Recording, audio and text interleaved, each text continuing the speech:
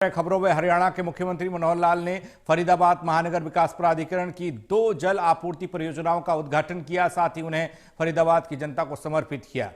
उन्होंने दशहरा मैदान के विकास कार्य और सौंदर्यीकरण और आखिर चौक से दिल्ली सीमा तक विशेष सड़क मरम्मत कार्य का भी शिलान्यास किया।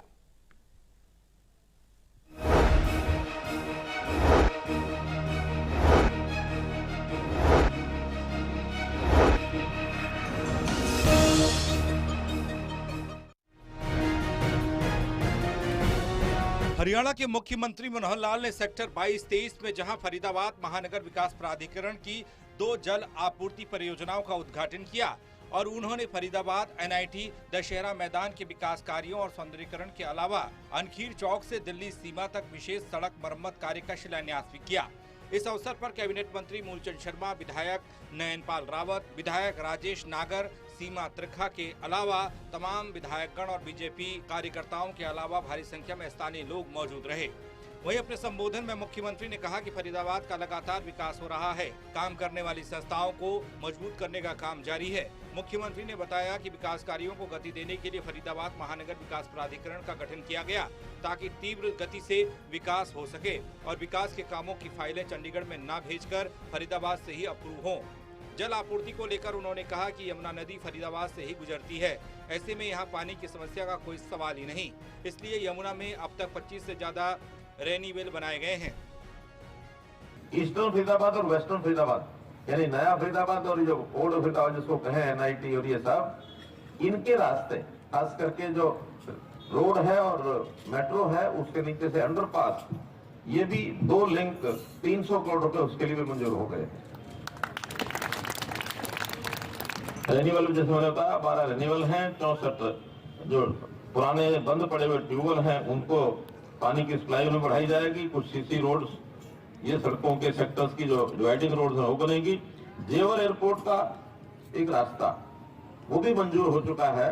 बहुत जल्दी जेवर एयरपोर्ट आपको दिल्ली एयरपोर्ट की बजाय जेवर एयरपोर्ट जाने में आसानी होगी बजाय दिल्ली एयरपोर्ट के। तो उसके कारण से भी फरीदाबाद का जो विकास है ये पर्याप्त होगा। वहीं हरियाणा के मुख्यमंत्री मनोहर लाल ने फरीदाबाद को लेकर बड़ा ऐलान किया।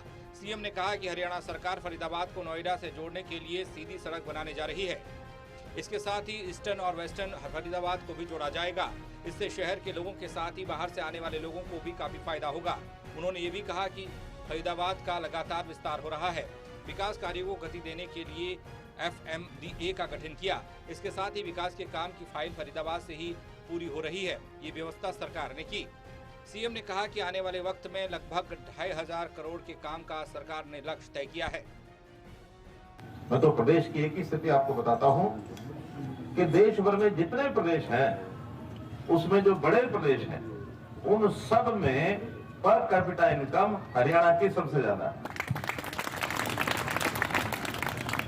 हरियाणा बहुत चीजों में आगे निकल गया है। प्रभु की अपार कृपा है, यहाँ की जनता का सहयोग है। सबका साथ सबका विकास की जो बात लेकर हम चलते हैं इसमें वास्तव में सहयोग भी पूरा मिलता है। छोटे छोटे काम तो सरकार को कराना ही नहीं पड़ते, अपने आप बहुत सी संस्थाएं करा देती हैं।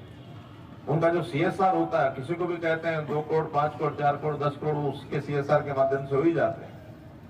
कोविड में 350 करोड़ जनता ने दिया हमको, किसी प्रदेश में इतना पैसा नहीं मिला, 350 करोड़।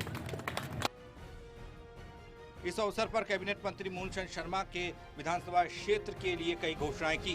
कहा कि सेक्टर 22-23 और मुजेसर के पार्क का सौंदर्यीकरण कराया जाएगा।